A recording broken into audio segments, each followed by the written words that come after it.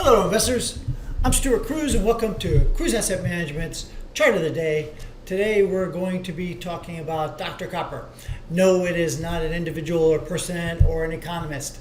Dr. Copper is what they call the pricing of copper because it helps to predict economic development. There was a study by AB and Amaro in 2014 that said copper has a very, very strong correlation to increased GDP, increased trade, higher gold and oil prices. Basically, the theory being since about 65% of copper is used in industrial wiring, 25% is used in, 65% in electrical, 25% in industrial, another 10% are used in transportation and other areas, that copper is a good predictor of future economic development and future economic production and productivity. And so as copper prices go up, so does the economic activity of the globe.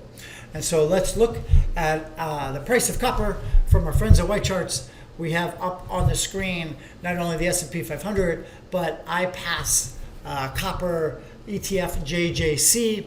And we all know that off the lows, this is as of the March 23rd lows, the S&P 500 is up considerably, 49%, but copper is up almost 40% itself, 38.8. And relative to, let's say, some of the other commodities, here's a Bloomberg commodity index. Commodity index is only up 14% in that time.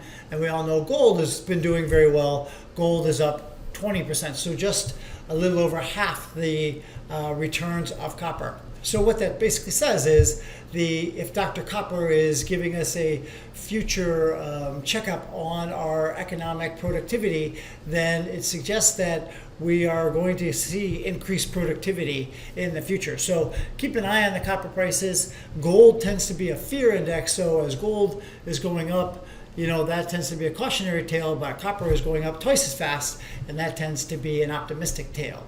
So this is Stuart Cruz with Cruz Asset Management's Chart of the Day. Don't forget to invest with the odds in your favor.